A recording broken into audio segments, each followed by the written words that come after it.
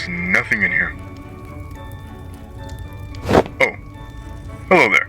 It's me, the clone guy. Hope you're all getting comfortable and ready for this year's Christmas, and heading into the new year. As for me, well, I think it's safe to say that I'll be preparing for the next year to come, as, personally for me, I feel as if I haven't delivered on what I've wanted to do as a stop-motion animator. It's because you haven't! Hey, shut up!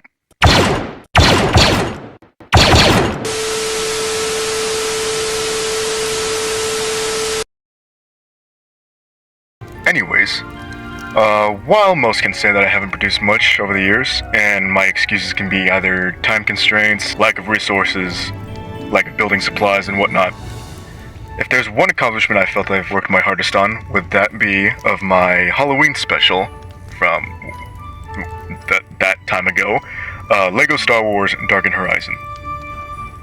This was my first true brick from out of the pandemic, and for public viewing. Now, before making this, I says to myself, Guy, now, why are you talking about a Halloween video in a Christmas setting? You're not Nightmare Before Christmas. And to that I say, to myself, if the Nightmare Before Christmas can do it, then so can I.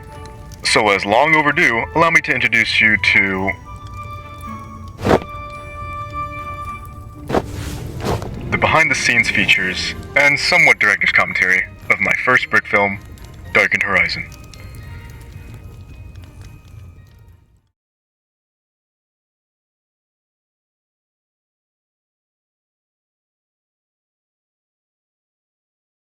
So as some probably figured out, Darkened Horizon is based off two of my favorite horror staples in fiction sci-fi. That being the pre-Disney era Death Troopers, the zombie stormtroopers found in the Empire, and a mix-up with one of my favorite horror games of all time, Dead Space. Before the remaster. It's better and scarier. Yes it is, fight me. So my story for this brick film, albeit a bit rushed as most could see, it was essentially, the plot around it was the enhanced genetic mutations of the Blackwing virus that was unleashed, accidentally of course, within a rebel blockade runner captured by Imperial spies. A team was sent to investigate it, and if you're one of the 368 people who watched the video, thanks by the way, it wasn't exactly a good conclusion. The first thing I had to do when creating this brick film was I wanted to get the space setting up and running, because to me at the time when I started this, I felt that would probably be the hardest part to do, as it would have to take multiple ships, or at least the effects of one into multiple settings, plastered all around space, and the environment of which it's moving. I have this green screen here, which I use prominently in most of my shorts or brick films, or test runs, whichever you want to call them, or whichever ones you watched. And it's honestly not looked too bad for the first time production. Before I lost my Instagram, I always put clips of what was happening, and I think my favorite clip that I did, or tease, was a sequence where a Star Destroyer was heading into hyperspace.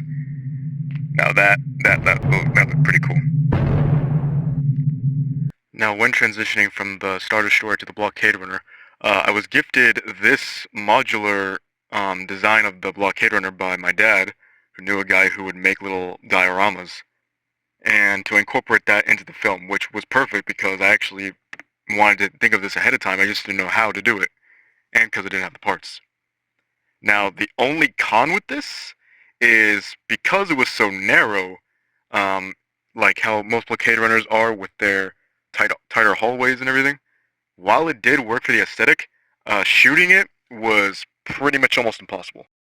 I would always have to angle my camera different ways just to be able to move the stormtroopers heading through, but even then you would always see them in the same spot or in the same hallway, just with a different sequence of them walking around.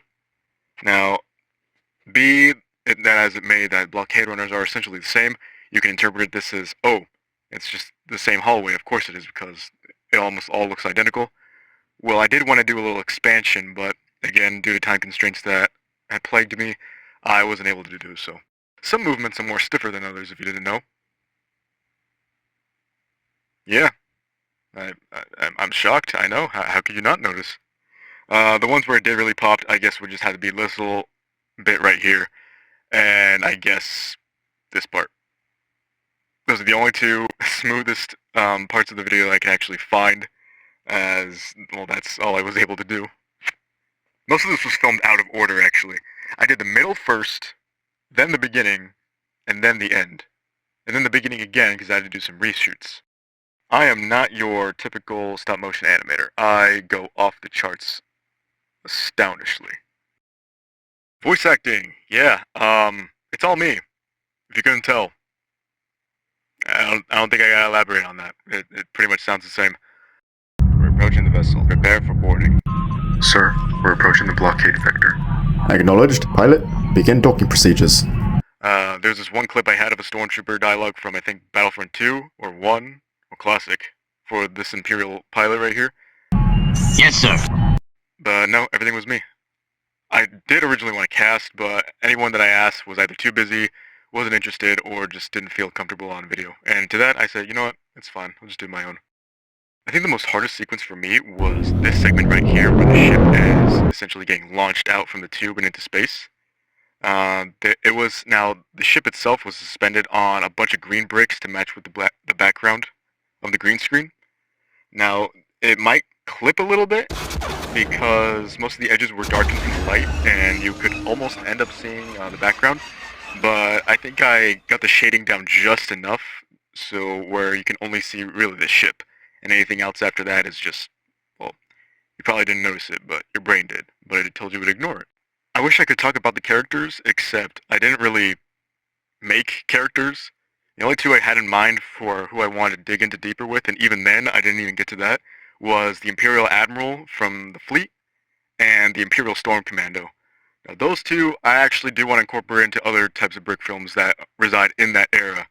So who knows, maybe you'll see them around sometime soon. But yeah, everyone else was kind of an afterthought when including such a large cast of characters, and even then only like 3 had any prominent speaking roles. Especially when they started to die, because you really felt like, oh, they're all, and in a frame second later, almost everyone's dead.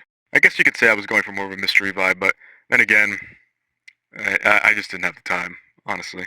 Like, I really wanted this to be good, but at the same time, I was like pushing myself too hard for like the whole month of October. That I think I missed a lot of key details when it came to character development, if any, better set design, or even just a basic script. Oh yeah, I don't do scripts, by the way, except except for what I'm saying right now. I actually have this written down, but yeah, I almost never use a script. Why? I just thought it would take longer. Yeah, and since it's gonna be only me recording, I would figure I would have less trouble with it. Boy, was I wrong. When Halloween arrived, I was 8 hours after midnight that I had finally managed to post up anything that I had gotten. And wouldn't you know it, I felt pretty proud of myself.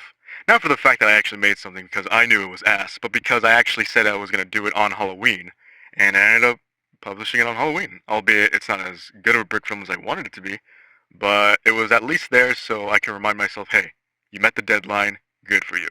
It was funny too. My mom got me this little cookie cake to celebrate for it.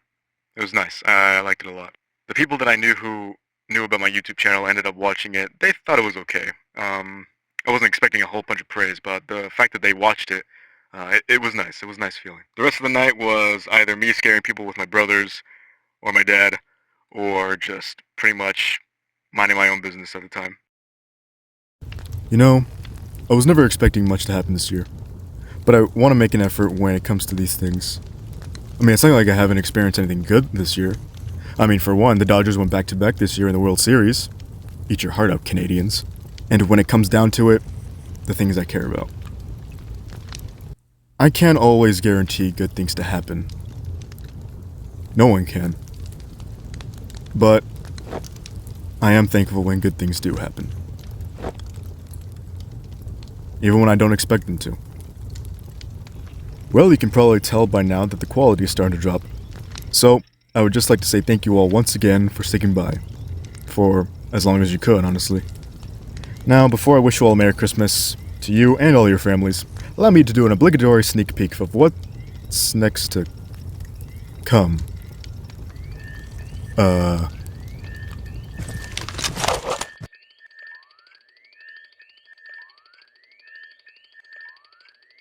jeez.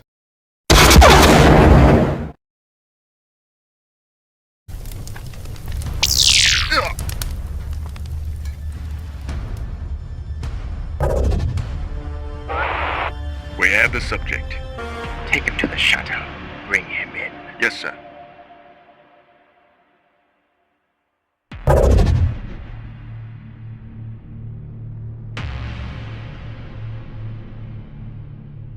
We called the director. Moving out. Don't you worry. We'll make sure he gets back on track. Merry Christmas to you lot.